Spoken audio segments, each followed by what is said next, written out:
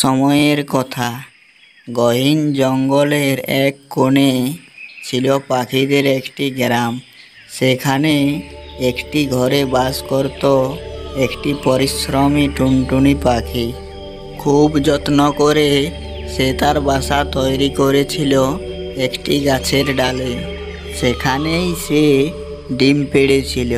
প্রতিদিন সে খাবার জোগাড় করে ডিমে তা দেয় এবং শান্তিতে জীবন কাটায়।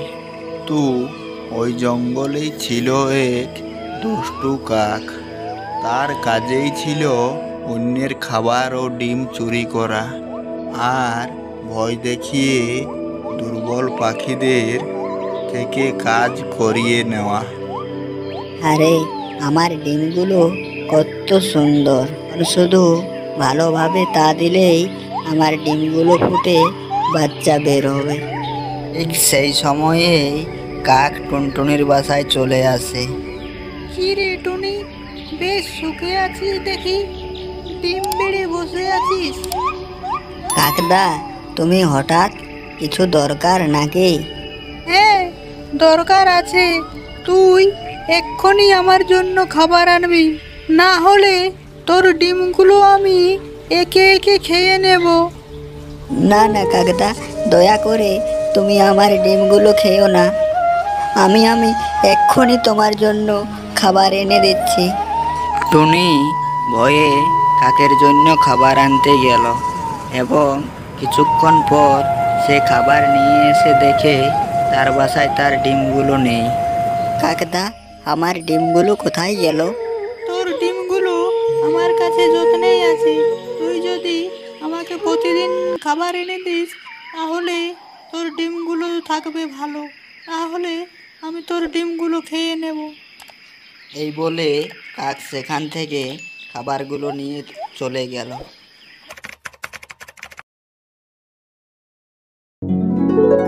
এভাবে সব দিনের মতো টুনি একদিন কাকের জন্য খাবার এনে দিতেছিল।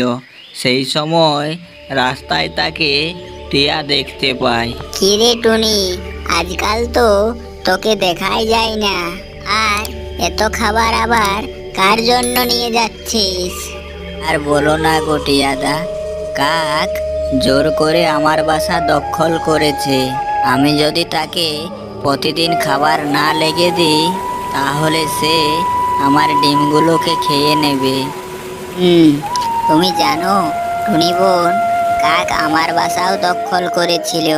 আমিও তাকে প্রতিদিন খাবার দিতাম, কিন্তু শেষ পর্যন্ত ও আমার ডিমগুলোকেও খেয়ে নিল।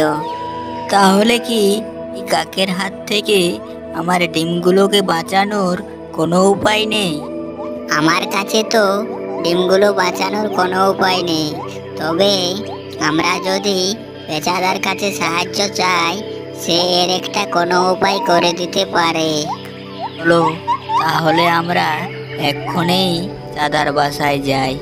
এই বলে টুনটুনি ও টিয়া পেঁচার বাসার দিকে গেল এবং কিছুক্ষণ পর তারা পেঁচার বাসায় পৌঁছলো। কি রে টুনি, টিয়া, আজ আমার বাসায় কি মনে করে? আমি কত কষ্ট করে বাসা বানিয়েছি, ডিম পেড়েছি, এখন সেই দুষ্টু কাক আমার সব কিছু কেড়ে নিয়েছে গো পেঁচাদা। তুই এর জন্য কোনো চিন্তা করিস না।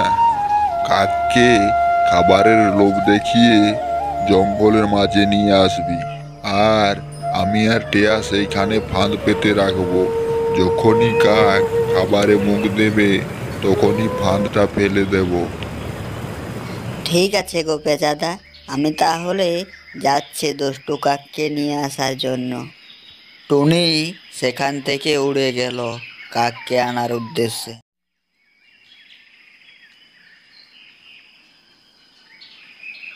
কিরে টুনি, আজ তুই খাবার না নিয়ে আলি যে? তোর ডিমগুলো কি তুই নিয়ে যাবি না নাকি? না গো কাকদা, আজ আমি খাবার এই কারণে আনিনি। আমি এক জায়গায় অনেক খাবার দেখে এসেছি। তুমি যদি ওখানে যাও, তাহলে আর তোমায় কোনো কষ্ট করতে হবে না। বলিস কিরে টুনি, চল তাহলে এক্ষুনি যাই সেই জায়গায়।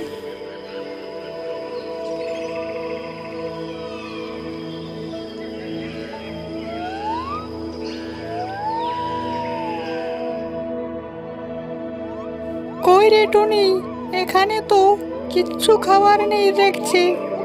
ঠিক সেই সময়েই পেঁচা আর টিয়া মিলে কাকের উপর জাল ফেলে দেয়। কাকদা, অন্যকে খাবার আনা করানো, এইবার থেকে থাকো তুমি অনাহারে। এরপর থেকে সব পাখিরা আনন্দে এবং শান্তিতে থাকতে লাগলো, আর কাক থাকলো জালে বন্দী হয়ে।